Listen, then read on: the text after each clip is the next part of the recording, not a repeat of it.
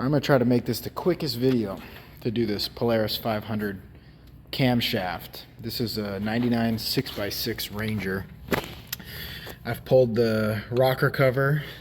That is 8mm bolts. Here's the cover. You'll need that gasket. I pulled this timing axis cover. That was these bolts right here. I think it was like about 5. Boom. There you go. Again, 8mm bolts. I pulled a 14mm plug out of here, and I slowly pulled the rope over till what I need to show you is going to be tough to get the light. Get the camera a little closer. That's the shot. See those timing marks? Get the longer line, dead center in the bolt hole. Now, I'm going to look a little bit more into these timing marks, but for me, see those couple dots right there? That's so far what I've got. Okay. And on the other side, I just started cracking loose the coolant elbow. Another couple 8mm. You can see it's starting to drip coolant right there, 8 and 8. And then I figured if I crimp off that coolant line, it'll save me a little bit of coolant. The reason I'm going for that is see those 3 bolts on that cover right there? That's where the cam's gonna come out. So I need that elbow off to get that cover off. All right, there's the cover. You see the elbow up here. It's actually access to the decompression, and that elbow has the thermostat in there. So I may have a look at that later, but for now. Next, I'm gonna go ahead and pull those 10s you can see very clearly and pull that whole rocker shaft off. Other thing I should point out is when I did that timing mark down in the hole, I also verified that my rockers are a little loose. It's just a slight movement. That's a very good indication I'm at top dead center compression. Alright, so yank that rocker shaft off pretty easy. I actually started to disassemble it because I need to replace this, at a minimum, this exhaust rocker arm. And you can get this rocker arm set with a camshaft pretty cheap. I'm going to do the Chinese one, and I'm going to update you. I might even push it and not get a rocker arm and polish this out just to see how long it'll last. But I don't think that's wise, and I'm very well aware of it. I just think, I'll be the guinea pig for you. So I'm gonna polish this. All right, so that was quick. That's never gonna happen. If you look, it's all through the hardening. It's into just the basic like cast. So plan on getting at least the exhaust rocker arm. That's the one that wears. It may be smarter to get all the rocker arms. Okay, for sure. So I double checked service info, and those marks are a little concerning. Those 2 marks should more be like over here.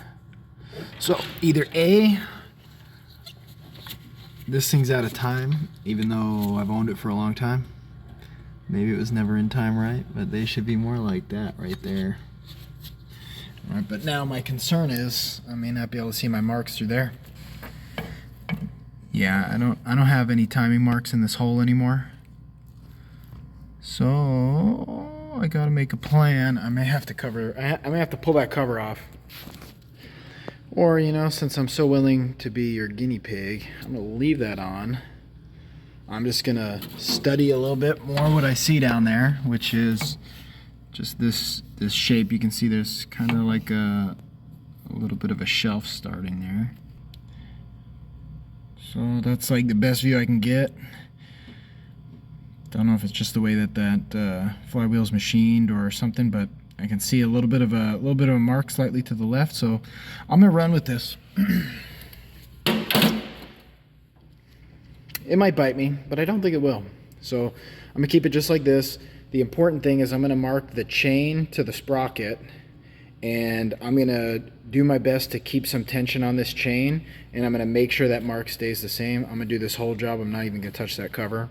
And then just make sure that my chain is on the same mark to the sprocket. The sprocket is going to be into that dowel, so that can't be wrong. And as long as my crankshaft doesn't move, and I'm assuming this was in time, even though those marks don't really make sense to me, I'm going to run it. I'm going to knock it out quick. I'm going to have this cam in this thing like within an hour. Alright, so I hit it with the brake clean. Let's pick, I'm going to split right between those links right there, because that's dead between those two lines. As you can see, get a little bit extra just in case it tries to rub off. And then sometimes what I'll do, it sounds a little crazy, I'll just do a backup mark. So like this pin to right there, just in case I wipe it with my hands. Down here, I'm not entirely sure if I'll be able to get that. That's probably a no, but I could always shove a pick down there and do a quick scribe. And then my next step is taking this tensioner off so I can get enough slack in the chain. Tensioner's out, it comes extended all the way as you pull it out, so we do have to retract it and hold it in the retracted position just to get ready for installation, which I could do later. But if I push this little pawl, P-A-W-L, and squeeze it with one hand, a little tough. And I've worked with these before. This is same as Japanese 450s and stuff. So the way they typically work, you gotta pull this bolt off right here. That looks like it's probably gonna be about a 12, and then push the pawl, retract it, thread a little bolt in that'll hold the end of this tensioner part, and then I can get it bolted in place and then release the bolt. Okay, that was correct. That's a 12. Crack it loose in a vise or with a little impact gun. Take it all the way out. Alright, this one's a little different. So, bolt, washer, spring. And now, there should not be any force on this, so should be able to squeeze, push. Okay, that'll be ready for installation. Afterwards, we'll put the bolt in. That tension, that spring right there will provide the tension. So this is good to be set aside. So this part, the way that I'm going to do this is going to be a little tricky, especially because I don't have the cover off. I'm going to get those 10s cracked loose with a little impact gun, so that way it doesn't try to turn the crank. And then I'm going to have the camshaft, the new camshaft, dipped in oil, totally ready to go. So that way when I pull this cam off the side, I can fix it somehow to the side of the head. And then while I'm doing that all simultaneously, I'm going to try to slide the cam out, which goes out that way, right? And then I'm going to try to slide the new cam in and catch the bolts. I'm going to do all that while I keep a little bit of tension on this chain, so that way this chain doesn't droop down into the crankshaft. To be honest, it's not a real big deal if it does. It just means I got to pull that cover off. But I'm trying to do it the fastest way, remember? All right, so one thing right off the bat, this is the new cam, and I noticed this compression release was kind of slid off, and this little pin was dropped inside. So I had to sort of hold it upside down and slide this out to my right and kind of jiggle it, make sure that compression release is in its hole there. And as for what's going on over here, that spring is not connected to anything, so this thing is just flopping. So, I make you dizzy, but I need to come over here and study the other side, the original one, before I yank that out. I am slowing down for a second here. Alright, so I'm probably going to cast a shadow. Yes, I am. I apologize for that already. Just going to take a quick look at oh, you know what? This spring doesn't do anything either. That's kind of weird. Well, I suppose I'll pull it out and inspect it. Alright, so that exchange was actually fairly straightforward. You know, I just had that last bolt hanging, and I took a piece of the cardboard box, tucked it under the backside of the sprocket so that none of it could really drop. Pulled the last bolt, poked it a little, went to the other side, gently pulled it out, and there's the old one. Just remember that dowel was up, and that means also that decompression pin was up. And then as you can see, this thing kind of fell apart, but I did figure it out. I'll show you how I put the other one together. But before I do, remember there's no tensioner on this chain. So this is not a real good position to leave it in, so I'm actually going to go ahead and set up that tensioner and deploy the tensioner, and then I'm really safe. So here's the tensioner. I'm going to install it just like this, and then I'll come through later with the bolt spring and the washer. Now the way this job has been, I was pretty sure that I was the first one to ever do this, but I found like a couple little things that were a little funny. So the way mine came out was like this. I'm pretty confident that's how it should be, and the reason that I know is because I smacked it a couple times to get it to come loose, so I know which side was facing me. So I'm going to put it back in the way I took it out. All right, and that does have a gasket. You know, by rights that should be replaced, but I didn't get that gasket, so I'm going to run it. And I've run those before, and it's not real common to leak. It's kind of just an area that gets splashed. So next, I'm going to feed, it's going to be put together like this. I feed this in. You hear the ratchet? That's the tensioner pushing down. And I'm going to just get that bolt started by hand here. And then I'm going to run the bolt down. I'm going to go through and I got some torque specs to research before I can really finish this job. Alright, I'm snugged.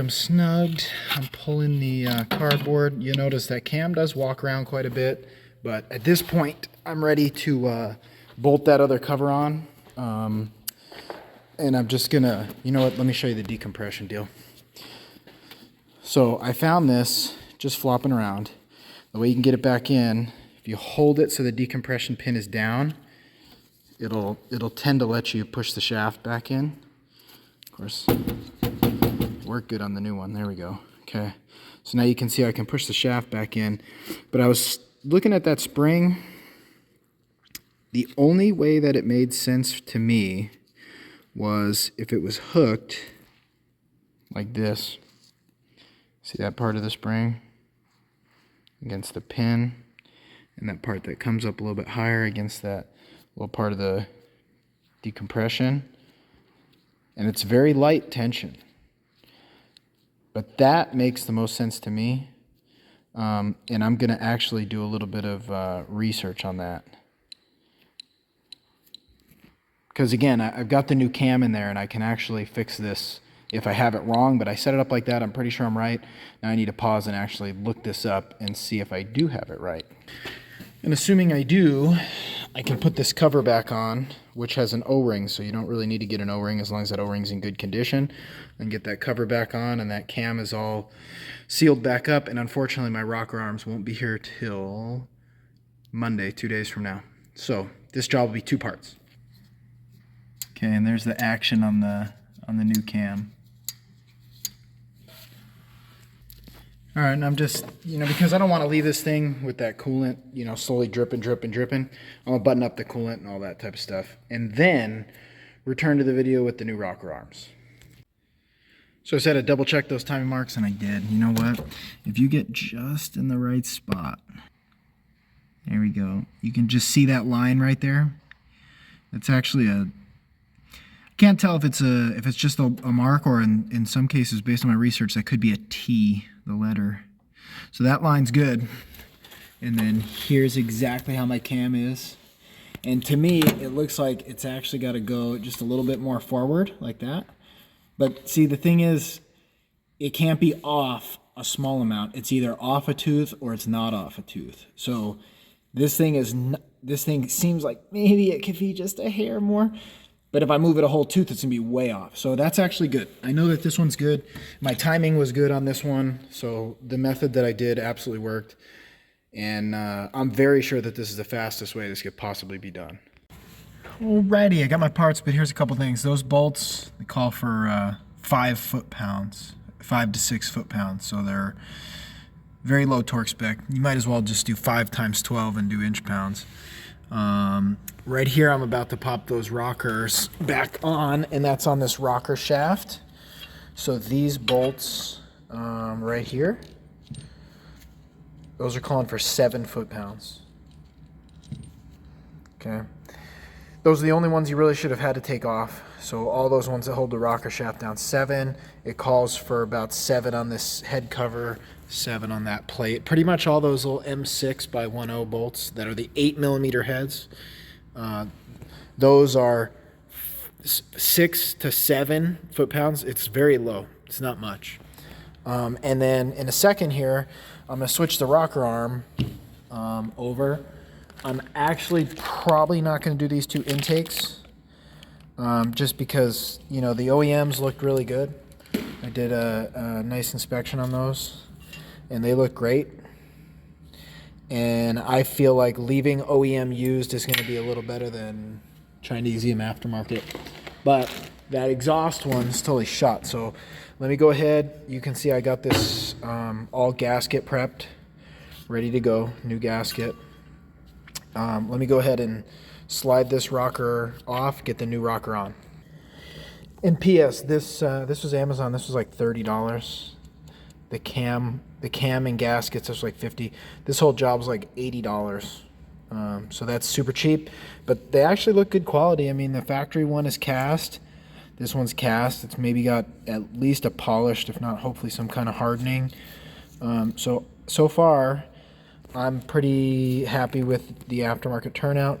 Now, obviously, because I'm pulling this off, I'm going to have to do the valve lash, aka valve clearance adjustment. So that's 9 thousandths on the exhaust, which are these, and 6 on the intake, which are those. I'll show you how to do it. So it's been nice with this. You don't even have to take any bolts out of this. Just slide the one support off, slide the intake off so you can get to the exhaust. Now we're just about to put that upside down. Tough to do one-handed, but I did want to just encourage you. This was really simple. Just get that one slid on, make sure it's nice and lubed, right?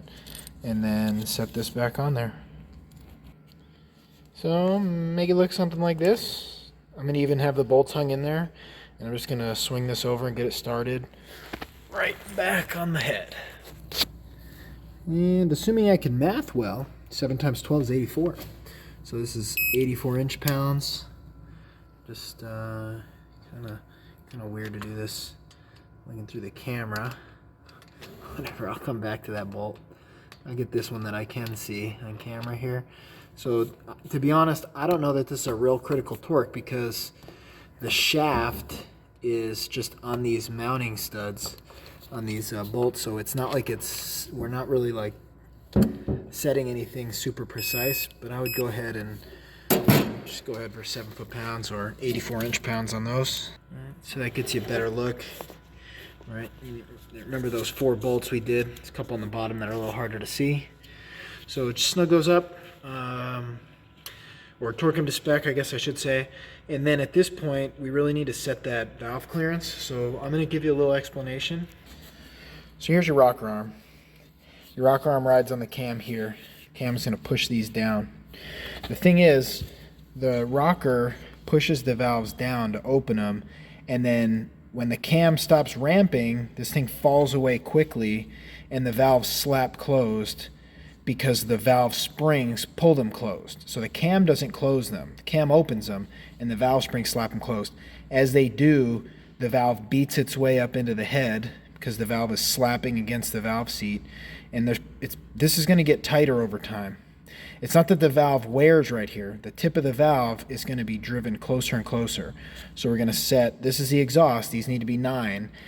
Normally the exhaust is a little bit more because the exhaust valve gets hotter and the exhaust valve expands more, and so that 9 is a little generous because we're setting it cold. So that's just to compensate for temperature. So I'm going to grab my feeler gauge. I'm going to start with 6 because those intake valves we were just looking at, those right there on top, you can tell because that's the intake tube right there. That's all intake tubing from the carburetor and whatnot. And let me get in position. And it's actually easier for me to do this one. This one, now, given we changed the cam, right, so this could have changed, but this is a little too tight. I really can't get it to take that feeler gauge. So being that 6 is the spec, and I can't get 6, I know I need to loosen those. I'm just going to loosen that 10mm lock nut, use a flathead screwdriver to back that off a bit.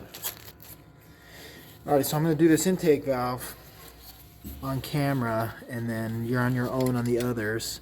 So I'm just going to crack this loose. Right, and then sometimes I'll use a screwdriver, sometimes I'll just do this by hand, but as you can see, it's kind of tough to do all this at once. I'm going to slide my 6 in there, like so. Of course, the hose is right in the way. Well, dirty hose. So, push that out of the way a little bit. Alright, so with the 6 in there, I'm gonna just snug it so I don't lose it. Then what I want to do is technically everything's got a torque spec, but good luck torquing it with a socket while you have a screwdriver through the center of it. So this is very tricky with where I have the camera mounted, so I hope I don't drop the camera, which is really my phone. Alright. Okay, and I really only took this thing apart just enough to do the job, and that's how I would do it again. So I just kind of snug this down on that feeler gauge, and then I'm gonna notice it's probably too tight, right? So you don't want to overkill it, but I'm gonna back it off, and I kind of have a feel for this, so I'm just gonna lightly snug that. And then I want to move this. See that? It's still too tight, so I'm gonna fine tune it by loosening the lock nut and backing off the adjustment. And then still a little too tight, which I could have guessed. All right, so now we're getting there. That's a hair tight. If you hear that little bit, I could put a little oil on there. Yeah, you know what? That's close, but I become one with the gauge. Okay, so just a little looser. And snug it, and I bet you that's gonna be money right there. Okay, great. So it's just gliding. It is definitely dragging, but it's gliding. You see it, before it was kind of notchy. It feels a little notchy, but it's if I actually hold it straight, it's just gliding. That's probably just a hair on the tight side, but I'm pretty good with that. Okay, and then if I really want to be nitpicky, you'll notice it is tough to get back in, so I'm actually not in love with that. So you know what to do. Just take your time. Crack it down a little bit. I probably could have grabbed a stubby. I've been happy with the stubby. Okay, that's going to be just like a quarter turn looser. And there's something I'm going to point out. I just want to get you familiar with the valve adjustment. You can't adjust valves unless you're pretty close to TDC, but I'm going to show you a little bit of a trick. I'm pretty sure I loosened that a little bit too much right there. So, yeah, I did. You got the idea. Let me fine tune it and show you. All right, so remember how I showed you it was a little loose? So I got it right where I want it, and then the final check is I go ahead and I shoot a 7. And remember, it really shouldn't take the 7. And if I wanted, I could probably force the 7, but see, it won't quite take the 7. So I'm really nitpicky at 6, and there's the 6, okay?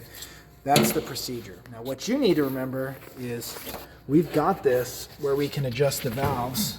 And this is going to be hard to show you on this, so I'm going to show you on the old rockers and the cam. So here's our cam. When we're looking at this cam, this is on the lobe. If you have your intake rocker, this is an exhaust rocker, I realize that. If you have your intake rocker and it's touching the lobe, you can't set timing. You can't set valve lash yet, valve clearance. You need to roll it over so it's off the lobe, like here. Now it turns out that right now I have that little compression release dead up, and so all the rockers are all off the lobes right now. So this is ready to have exhaust and intake valve lash set. But the cheater is, remember this plug? If you have that line or that T lined up, you're good. If you have on this sprocket those couple dots up, again, you're good. So even more critically, if those 2 dots are upward, set the timing on intake and exhaust. Don't even worry about TDC and the screwdriver and all that crap. Those up is TDC. And then last but not least, remember these lower valve adjustments. This is the exhaust, so these we set to 9. See, those are super loose. So I'm gonna get those dialed in. These actually don't have a flathead screwdriver on the Amazon one, so you can just turn them with a small little wrench, or you can pretty much do it by hand anyway, and just get them fine-tuned using that feeler gauge, and then lock these nuts. Those are about 7 foot-pounds. Then after that, I'm just gonna knock the oil change out, get that valve cover on with the new gasket, get those tightened up. Those are again roughly about 7 foot-pounds, but not super critical. And then I'm going to show you a test drive on this on how it runs. But first, remember I was working on getting this. I'm going to put the CVT belt on, so bear with me. All right, did just what I said, button that up. Here's the start. Hasn't started and idled like that in a couple years. Oh yeah, good, way better throttle response. Well, I probably should let it warm up.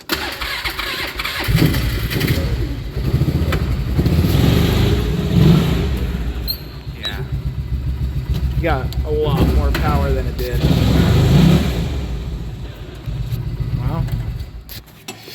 Gotta say, definitely happy of all the work I've done on this machine. That has made a massive difference.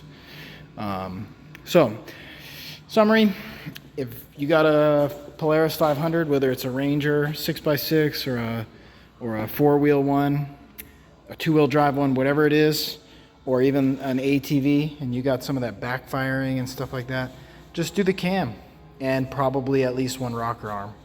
But I think all in all, this was like a 2-hour job for me, maybe even a little bit less. And I actually jammed that CVT belt on there too.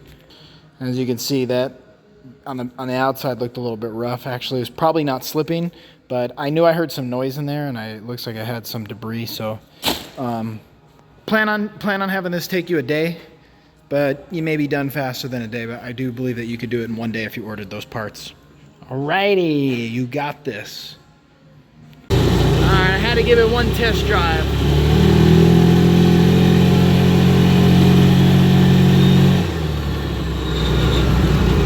Nice. Alright, that thing runs amazing, but it does stall when I let it idle. So I think I had the idle adjusted several times. I think because the cam wore so bad, and now the cam is new, I actually have to readjust the idle. But it turned out great.